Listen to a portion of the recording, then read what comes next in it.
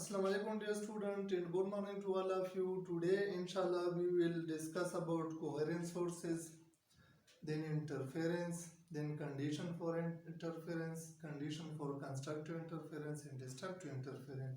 So first of all let me start coherent sources.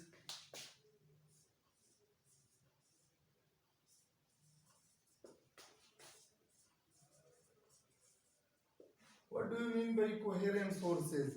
Dear student, two or more than two sources are said to be coherent if they produced wave having same frequency, wavelength and constant phase difference.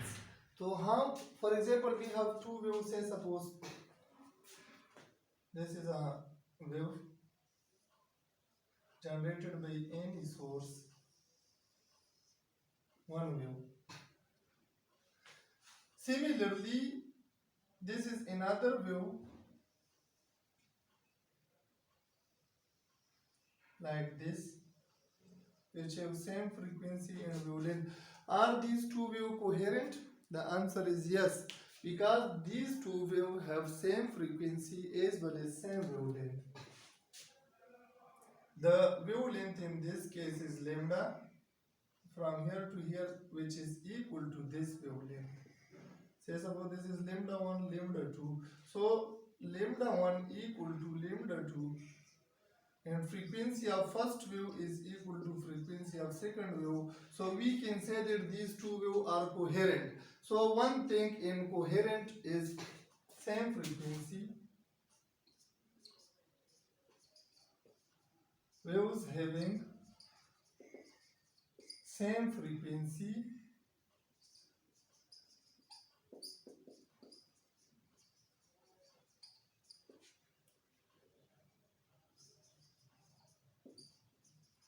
and same wavelength.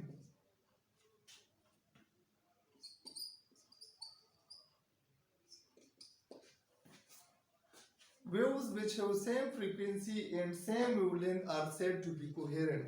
There is also one another condition. If we shift this wave by lambda, if we shift this wave by say suppose lambda or lambda divided by 2, there is a constant phase difference between these two waves. So then we can say that these two waves are coherent. If we look to this diagram, in this diagram both have constant phase difference and the phase difference in this case is 0.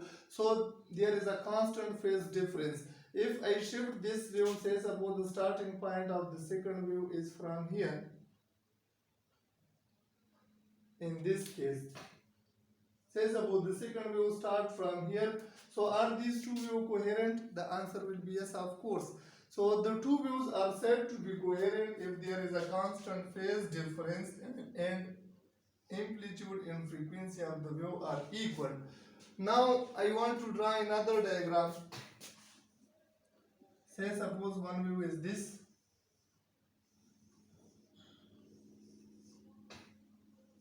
This is one wave. Similarly, the other wave is this one. So how can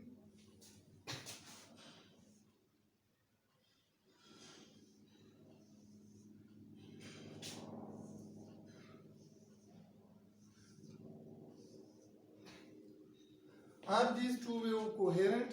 How can we say that these are coherent or not coherent? We have to check these two things. First of all, we have to check the frequency. In this case, the frequency, there are three waves. One lambda, one wave, second wave, and similarly third wave. So in this case, let's suppose the frequency is 3 Hz. And this there are also three waves, one wave, second wave, and third wave. So there are three waves, so frequency is same. What about wavelength, which is the distance between any two consecutive points or two consecutive particles in or the distance between any two crust or any two trough is known as wavelength. So the length from this point to this point, this is lambda. Similarly, in this case, this will be lambda. So in this case, wavelength is also same and frequency is also same. So we can say that these two are also frequency. There is one third thing which must be added to the definition of coherent sources. Waves having same frequency and same wavelength as well as constant phase is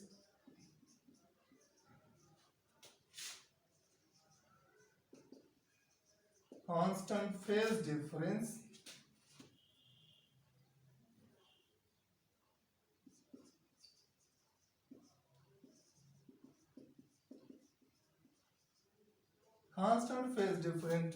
then these type of waves are called coherent waves, and the source which generate these type of wave are called coherent sources.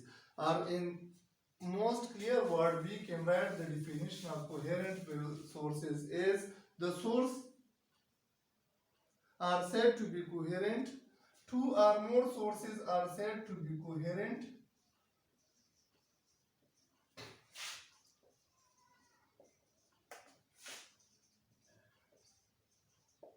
Said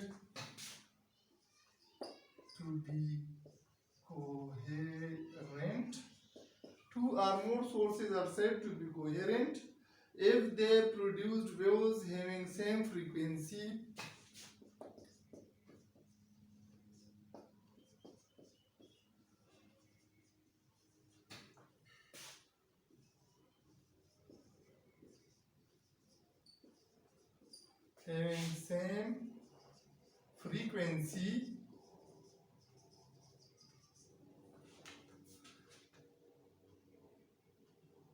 wavelength and constant phase difference.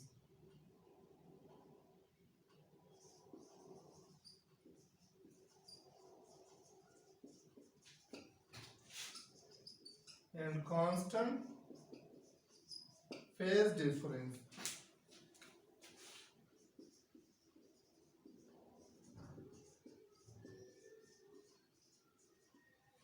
So these are all about coherent sources. So are there is there any two sources which are coherent in nature? Or say suppose, let me explain this by an example. If we want to buy two bulbs of 60 watt from a market, so are the light coming from these two bulbs will be coherent light? The answer is definitely no. हम market से दो bulb खरीदना चाहते हैं और उसकी same colour की light है, उसको हम लगाते हैं यही 220 वोल्ट पे, तो उसकी जो लाइट है वो भी कोहेरेंट नहीं है. क्यों? क्योंकि बल्ब में मिलियन और ट्रिलियन ऑफ इलेक्ट्रॉन जो है ना, वो इसकी वाइब्रेशन की वजह से हमारे पास लाइट प्रोड्यूस होती है. तो एक बल्ब जो है ना, उसमें जो कम्बिनेशन ऑफ फ्रीक्वेंसी से लाइट प्रोड्यूस होती है, और अगर हम इसको कंपेयर करें दूसरी बल्ब की कम्बिनेशन ऑफ फ्रीक्वेंसी से जो फाइनल लाइट प्रोड्यूस होती है, वो इम्पॉसिबल है कि दोनों इक्वल आ जाए. So therefore two sources of the two light bulb of the same colour are not coherent source of light. तो कोहेरेंट सोर्स ऑफ लाइट को फिर हम किस तरह जनरेट करते हैं? To create two coherent sources. Here the question arise, how to create two coherent sources. ये एक आर्ट फिनोमिना है कि नेचर में हमारे पास दो सोर्सेस कभी कोहेरेंट नहीं हो सकते. हम कोहेरेंट सोर्स को असल में दो तरीकों से प्रोड्यूस कर सकते हैं. So how to create two coherent sources. How to create coherent sources.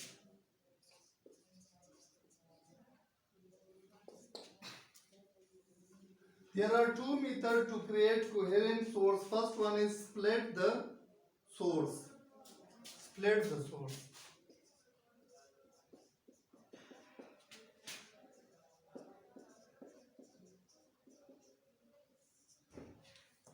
अब इसको थोड़ा गौर से आप देख ले कि कोहेरेंट सोर्स को हम कैसे क्रिएट कर सकते हैं. तो इसके दो तरीके हैं, split the source and reflection method. Split the source में हम क्या करते हैं, से सपोज हमारे साथ एक सोर्स है, से suppose this is a source of light और इससे लाइट वेव जा रही है. अब सामने यहाँ पर हमने एक स्क्रीन रखा है. सामने यहाँ पर एक स्क्रीन और इससे यहाँ पर एक नैरो ओपनिंग है और यहाँ पर एक नैरो ओपनिंग है। तो ये लाइट जो है ना यहाँ से डिफ्रेक्ट इस तरह पैटर्न बनाएगी। सिमिलरली जो दूसरा ओपनिंग है नैरो ओपनिंग यहाँ पर मैंने बनाया, तो इससे भी लाइट इस तरह पैटर्न में जा रही। अब एक ऑब्जर्वर है, असल में सोर्स तो हमारे साथ एक है, लेकिन यहाँ पर हमने एक नैरो ओपनिंग क्रिएट किया, एक यहाँ पर एक यहाँ पर। अब जो ऑब्जर्वर यहाँ से देख रहा है इसको कुछ यूं नजर आएगा। ऑब्जर्वर देखेगा कि ये लाइट दो सोर्सेज से आ रही है, so the observer will observe this phenomena that there are two sources. say suppose this is S1 and this is S2, so observer will observe that there are two sources. This is the split the source method.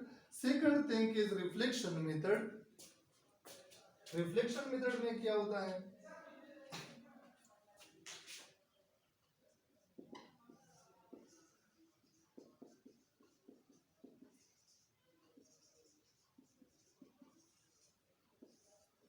Reflection method में हम एक ही source की light को mirror के जरिए reflect करवाते हैं और इस तरह ऑब्जर्वर को नजर आ रहा है कि ये दो सोर्सेज से आ रही है लाइट।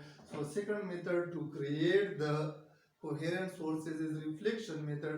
कैसे क्रिएट कर सकते, very simply say suppose let me draw the diagram here for reflection method. Say suppose हमारे पास यहाँ पर इस तरह ये एक सोर्स है और सामने मैंने स्क्रीन रखा है, दिस इज अ स्क्रीन। अब देख ले एक मिरर हमने यहाँ पर रखा है ऊपर, इस सोर्स से लाइट जा रही, दिस इज अ मिरर, और यहाँ पर दूसरा मिरर हमने रखा है, this two are mirror. Clear है।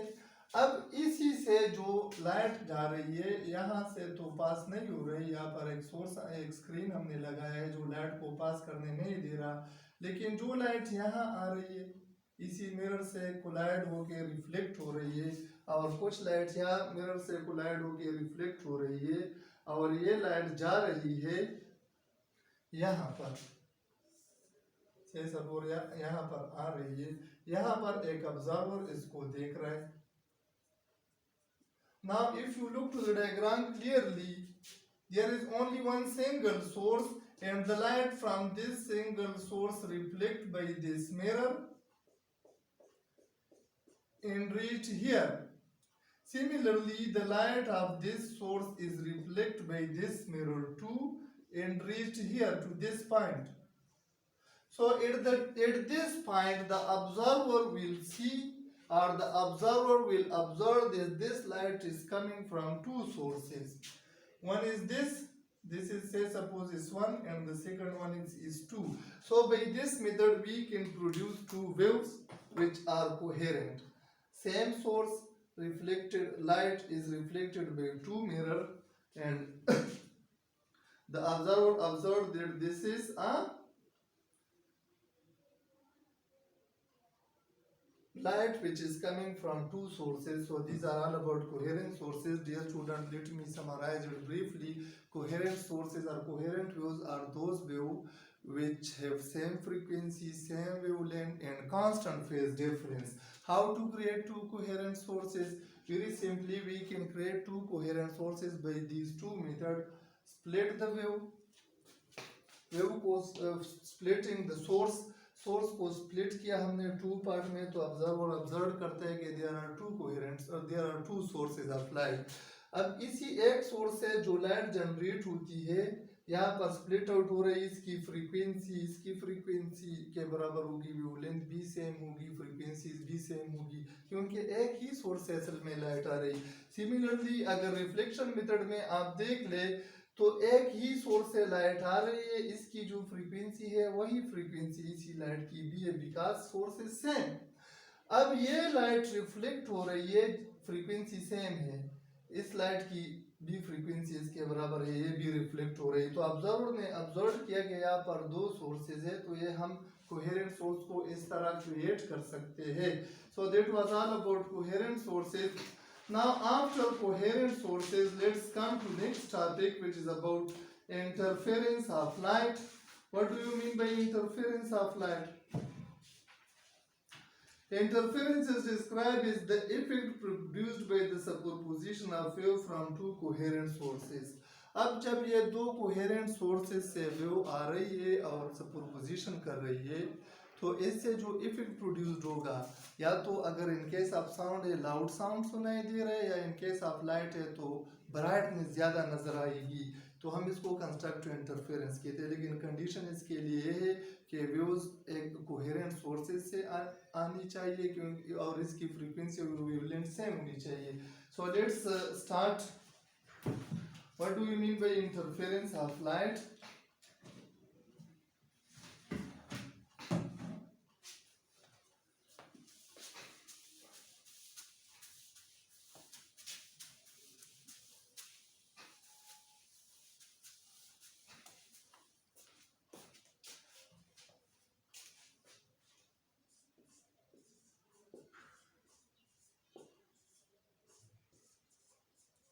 Interference of waves. Waves may be light waves may be sound waves. So we are in general term we can say interference of wave, interference of light wave or sound wave. How can we define interference?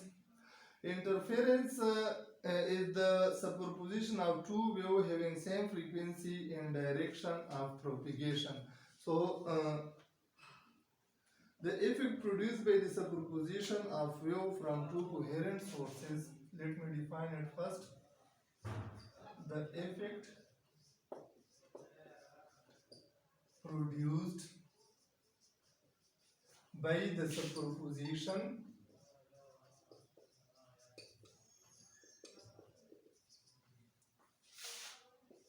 of two or more than two waves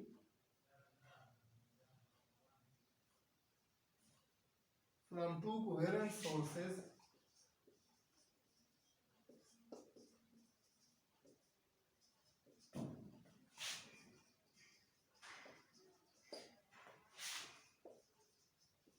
effect produced by the superposition of wave from two coherent sources passing through the same region.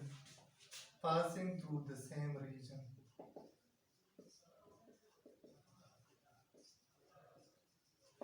The same region is called interference of wave. अब इसका क्या मतलब है और इसके कुछ types है, फिर इसके कंडीशन है. देखिए, let me explain it with wave diagram. Say suppose हम जो है ना, we have a wave, this one, this is a wave. अब जो दूसरी वेव इसके साथ इंटरफेरेंस या सुपरपोजिशन में आनी चाहिए अकॉर्डिंग टू द डिफिनीशन, ये कोहेरेंट सोर्स से आनी चाहिए, दोनों की फेज डिफरेंस सेम होनी चाहिए. इस तरह ये एक दूसरी वेव है. अब ये दो वेव्स है एक ही जगह पर एक ही टाइम पे पहुंचते, तो क्या होगा? For constructed interference, resultant amplitude increase. इस तरह जो रिजल्टेंट वेव बनेगी वो बड़ी वेव बनेगी. हम देखते हैं कि यहाँ पर जो क्रेस्ट है इसके क्रस्ट के साथ बिल्कुल सेम है. Crust fall on crust and trough fall on trough. Similarly again crust crust के साथ आते हैं, ट्रफ ट्रफ के साथ आते हैं.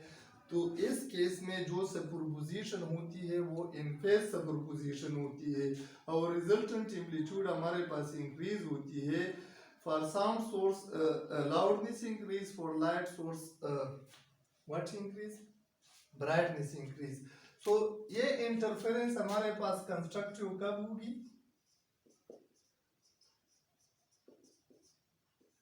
Constructive interference in phase superposition होती है. एक बात इसमें ये नोट करें कि superposition will be in phase superposition. यहाँ पर लिखिए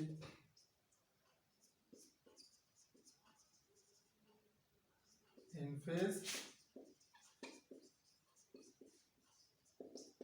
phase superposition.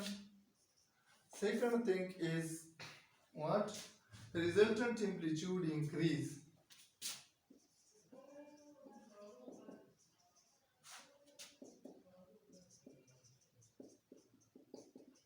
Resultant amplitude in phase superposition, resultant amplitude increase.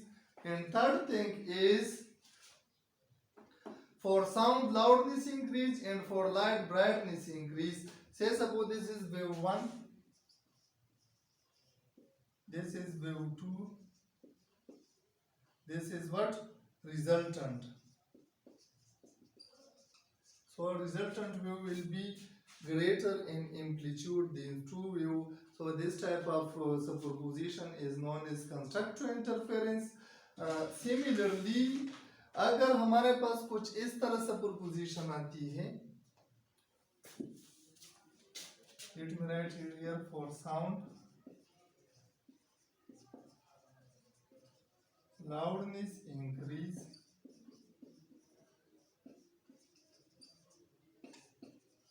and for light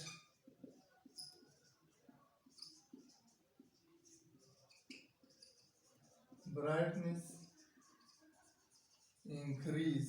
तो ये तीन बातें कंस्ट्रक्टिव इंटरफेरेंस के हैं कि जब दो वेव जो जिसके क्रस्ट पे फॉल करे और ट्रफ पे फॉल होता है, ठीक है ना, एक ही फेज में आते हैं और सुपरपोजिशन करते हैं, तो रिजल्टेंट इसमें अगर एम्पलीट्यूड इंक्रीज हो गया और लाउडनेस या ब्राइटनेस ऑफ साउंड और ब्राइटनेस ऑफ लाइट जो है ना वो इंक्रीज हो गई, तो हम कह सकते हैं कि दैट इज कंस्ट्रक्टिव इंटरफेरेंस.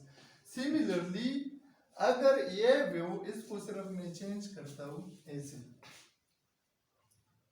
ये वेव आउट ऑफ फेज आ रही है, इस तरह आ रही है, स्टार्टिंग पोजीशन दोनों की सेम है लेकिन 180 डिग्री फेज शिफ्ट है इसमें, ऐसे आ रही है, सिमिलरली ऐसे फिर ऐसे.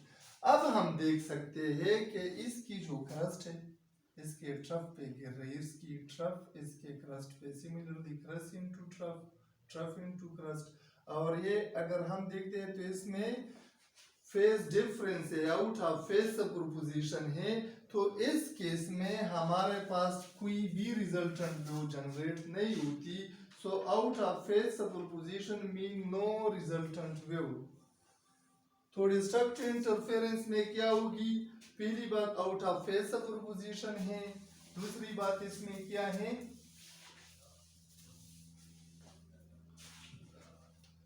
डिस्ट्रक्टिव के लिए कंडीशन लिखते हैं, डिस्ट्रक्टिव इंटरफेरेंस, और फिर कंपेयर भी करेंगे. डिस्ट्रक्टिव इंटरफेरेंस इस डायग्राम में हम देख सकते हैं नो रिजल्टेंट वेव, कोई भी रिजल्टेंट वेव हमारे पास प्रोड्यूस नहीं हो सकती. तो ये डिस्ट्रक्टिव इंटरफेरेंस है. फर्स्ट थिंग इसमें क्या है? Out of phase superposition. Second thing इसमें जो है resultant amplitude decrease.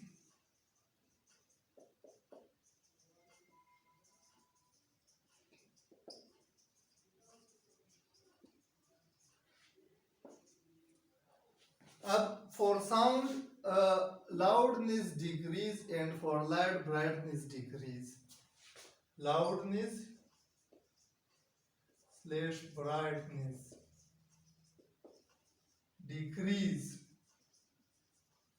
for sound and for light.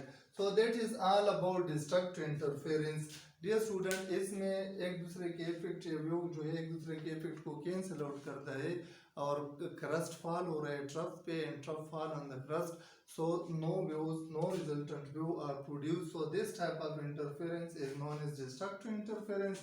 ये तो इंटरफेरेंस के दो टाइप्स थे.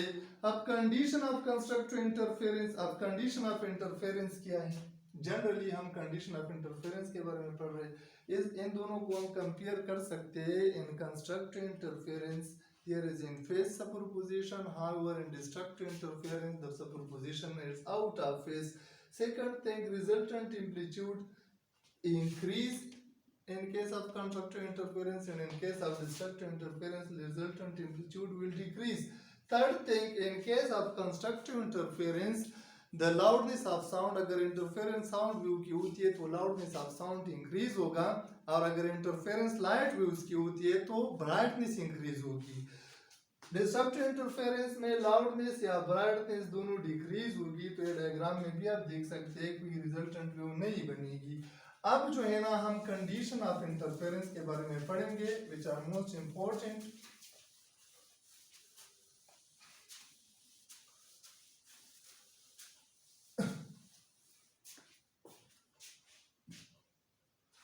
Condition of interference.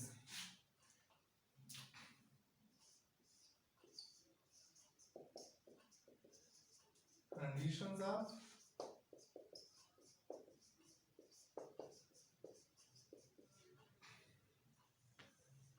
कि इंटरफेरेंस कब कंस्ट्रक्टिव होगी और कब डिस्ट्रक्टिव होगी, किस तरह होगी। तो सबसे पहले कंडीशन ऑफ इंटरफेरेंस पढ़ने से पहले हम जो है ना एक वेव से कुछ टर्म्स डिस्कस करना चाहते हैं। से suppose this is a single wave, यहाँ से यहाँ तक इसकी जो टोटल लेंथ है यहाँ से यहाँ तक that is called what, wave length. तो इसकी वेव लेंथ 1 लैम्डा के बराबर है। एक वेव है, इसकी लेंथ लैम्डा से रिप्रेजेंट होती है, इसकी यूनिट मीटर या नैनोमीटर हो सकती है। सेकंड जो है ना इसको हम पाथ लेंथ कह रहे हैं। पाथ लेंथ हमारे पास क्या हुआ, this is lambda.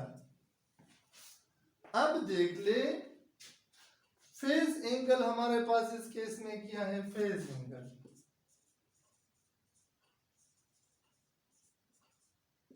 Phase angle हमारे पास 2 पाई रेडियन या 360 डिग्री है, क्योंकि one wave is almost one complete cycle. जब वन कंप्लीट साइकिल है तो वन कंप्लीट साइकिल में 360 डिग्री या 2 पाई रेडियन है। ये दो बातें हैं एक वेव के साथ जब हमारे जब एसोसिएट होती है कि path length is represented by lambda and phase angle is represented by 2 pi radian. अब पाथ डिफरेंस, फेज डिफरेंस और इंटरफेरेंस टाइप, ये हम कुछ वेव्स डायग्राम बनाते हैं और इसको एक्सप्लेन करेंगे। से सपोज हमारे पास 2 वेव्स है, इस तरह 2 वेव्स आ रही है। से suppose this is one wave,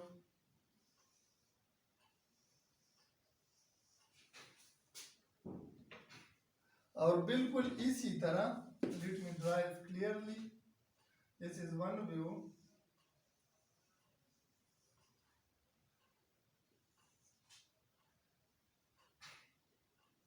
बिल्कुल इसी तरह हमारे पास दूसरी एक वेव आ रही है जिसकी एम्पलीट्यूड और फ्रीक्वेंसी इसके बराबर है। अब देख ले ये एक, this is wave 1, this is wave 1, wave 2। अब देखते हैं कि इसमें पाथ डिफरेंस, फेज डिफरेंस और क्या है। तो हम देखते हैं कि पाथ डिफरेंस और path difference, phase difference. Path difference इसमें क्या है, 0, क्योंकि दोनों की starting point, starting position same है, तो पाथ डिफरेंस 0 है। फेज डिफरेंस हमारे पास इस केस में क्या है, फेज डिफरेंस भी हमारे पास 0 है।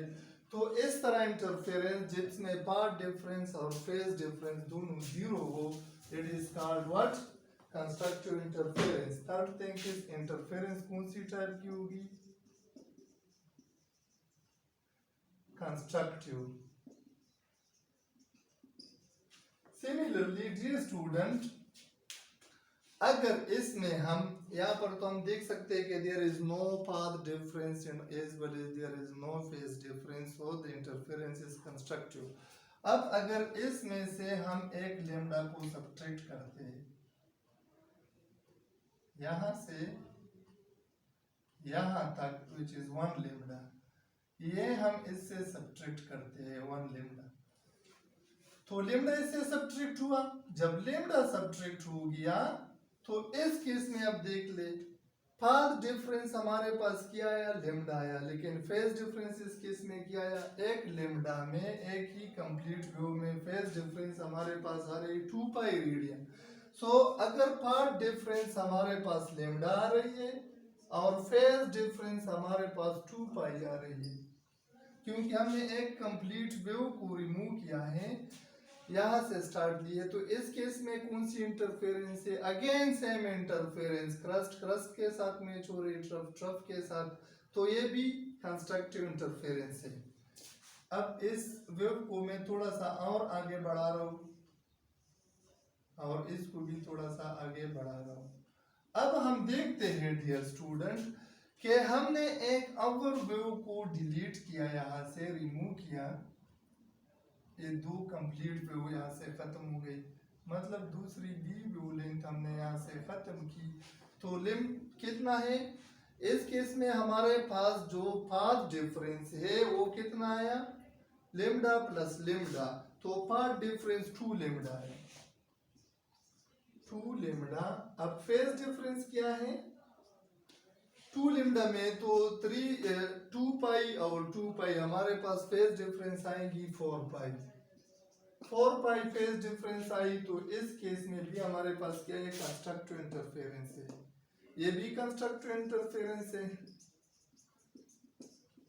और ये भी कंस्ट्रक्टिव। सिमिलरली अगर हम 3 लेमडा को रिमूव करते हैं, एक और भी वेव यहाँ से जो है ना रिमूव हो रही है, तो 3 लेमडा हमारे पास पाथ डिफरेंस है और फेज डिफरेंस यहाँ पर हमारे पास 6 पाई, क्योंकि एक लेमडा में 2 पाई है तो 3 लेमडा में 6 पाई फेज डिफरेंस है। अब देखते हैं इस केस में भी फ्रीक्वेंसी सेम है, ठीक है ना, वेवलेंथ भी सेम है, क्रस्ट पे गिरता है, ट्रफ पर, तो according to definition this is also what, constructive interference. तो डियर स्टूडेंट इसको हम अब जनरलाइज करना चाहते हैं कि अगर हमारे पास path difference lambda 2 lambda 3 lambda 4 lambda n lambda हो, कोई भी इंटीग्रल मल्टीपल ऑफ लेमडा हो और फेज डिफरेंस हमारे पास इवन मल्टीपल ऑफ पाई हो, 2 4 6 एटसेट्रा, तो इसको हम इस तरह लिख सकते हैं कि 2 n pi even multiple of pi हो, ये formula general for constructive interference. अगर हमारे पास पाथ डिफरेंस इन लेमडा हो और फेज डिफरेंस 2 n पाई हो, we are n is an even integer, ठीक है, इवन नंबर हो, 2 n pi even number of pi हो, तो इस केस में जो भी इंटरफेरेंस हमारे पास होती है वो कंस्ट्रक्टिव इंटरफेरेंस होती है। Let me explain it briefly dear student, हमने 2 वेव्स की इंटरफेरेंस पढ़नी है। हम देख रहे हैं कि अगर हमारे पास पाथ डिफरेंस 0 हो, दोनों व्यू एक ही पॉइंट से स्टार्ट हो रही है, ठीक है ना, और एक किसी पर्टिकुलर पॉइंट से एक ही वक्त में पास हो रही है और इस तरह पास हो रही है कि ट्रफ पे गिरे और क्रस्ट पे गिर जाती है, तो इस केस में हमारे पास जो इंटरफेरेंस होगी that will be called what, that will be called constructive interference. फिर हमने एक लेमडा शिफ्ट की, फिर देखा, फिर भी कंस्ट्रक्टिव इंटरफेरेंस, 2 लेमडा पे कंस्ट्रक्टिव इंटरफेरेंस, 3 लेमडा पे constructive interference, similarly phase difference भी इस तरह रही। तो कंस्ट्रक्टिव इंटरफेरेंस के लिए हमारे पास जो कंडीशन आ रही है, जनरल फॉर्म यहाँ पर नोट करते हैं, for constructive interference, for constructive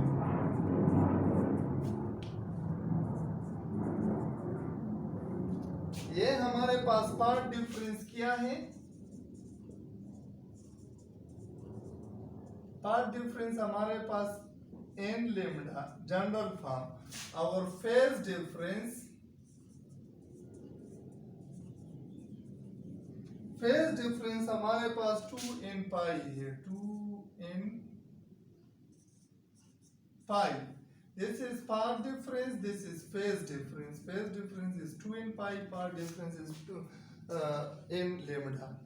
So that will be constructive interference. Again इसी को हम थोड़ा सा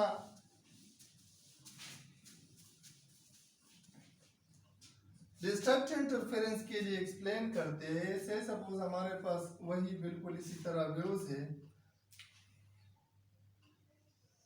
सेम दो वेव्स है जिसकी फ्रीक्वेंसी और एम्पलीट्यूड दोनों सेम है. अब देखते हैं, इससे हमने पूरा लेमडा नहीं हाफ लेमडा जो है ना रिमूव किया. जब हमने हाफ लेमडा रिमूव किया यहां से यहां तक, जो पार्ट हमने रिमूव किया that is lambda divided by 2. Lambda divided by 2 हमने रिमूव किया है. तो देखते हैं कि इंटरफेरेंस क्या होगी. जब लेमडा डिवाइडेड बाय 2 रिमूव हो गया तो हम यहां से स्टार्ट लेंगे ए से. यही वेव है, यहां से हम स्टार्ट लेना चाहते हैं. देखिए लेमडा डिवाइडेड बाय 2 हमने रिमूव करना है, तो यहां से स्टार्ट लेंगे ए से.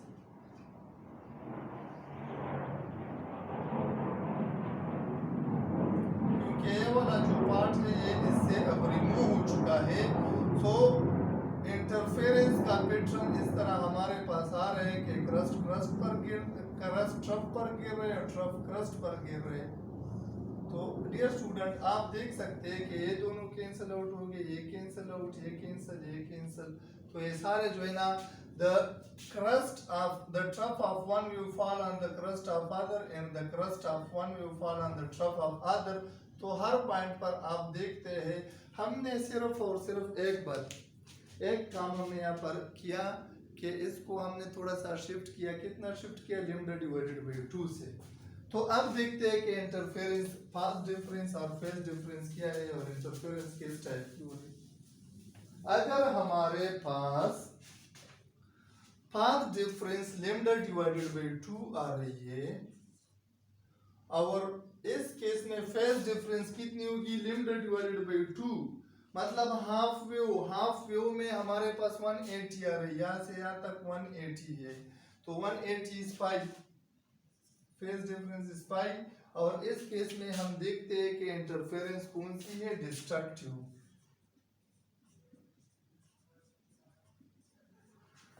अब देख ले और हम डिस्ट्रक्टिव इंटरफेरेंस के और कंडीशन क्या होगी, क्योंकि हमने जनरल फार्मूला डिराइव करना है. सिमिलरली इस लेमडा डिवाइडेड बाय 2 के साथ हमने एक और कंप्लीट वेव्स को इस तरह, मतलब हम और शिफ्ट हो गए और कंप्लीट लेमडा इससे रिमूव हो गई.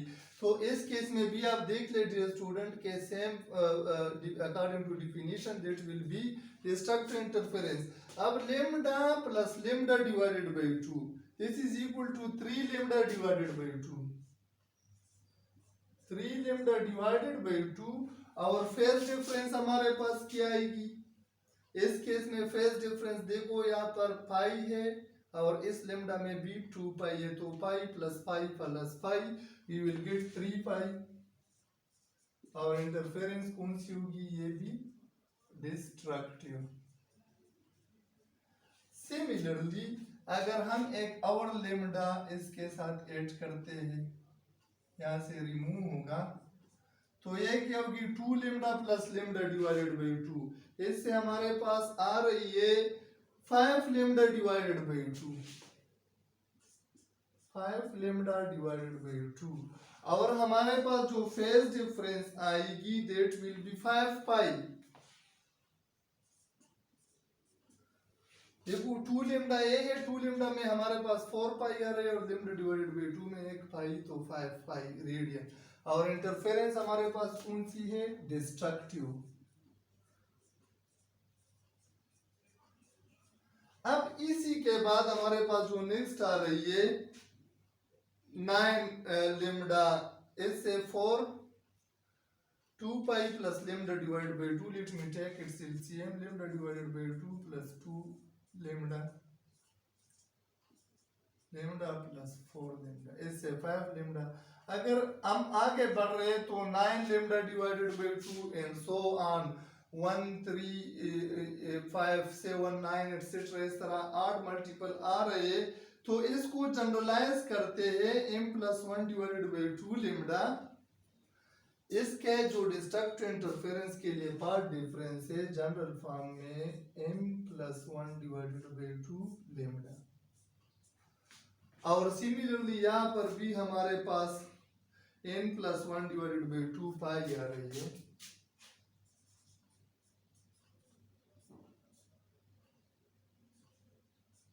पाई, तो ये हमारे पास डिस्ट्रक्टिव इंटरफेरेंस के लिए पार्ट डिफरेंस होनी चाहिए। odd multiple of lambda divided by 2, तो path difference is odd multiple of lambda divided by 2, phase difference is n odd multiple, ये भी आनी चाहिए, पार्ट डिफरेंट और फेज डिफरेंट दोनों। तो डियर स्टूडेंट, हमने कंस्ट्रक्टिव एंड डिस्ट्रक्टिव इंटरफेरेंस के बारे में पढ़ा, उसके लिए ये कंडीशन पढ़े कि डिस्ट्रक्टिव इंटरफेरेंस के लिए ये जनरल फॉर्म आनी चाहिए m plus 1 divided by 2 lambda. Similarly constructive interference के लिए भी हमने मालूम की कि पार्ट डिफरेंस इन लेमडा है और phase difference 2 n lambda, mean even multiple of pi. ये जो है ना डिस्ट्रक्टिव इंटरफेरेंस में अगर हम देख ले, दिस इज 1 3 5 7, तो ये odd multiple of pi, phase difference for destructive interference is odd multiple of pi, odd multiple of phase angle pi, यहाँ पर even multiple of pi आ रही है कंस्ट्रक्टिव के। तो hope that it might be clear to all of you. It is enough for today. Thanks a lot. Inshallah, next lecture we will study about young double slide experiment. So thank you for listening.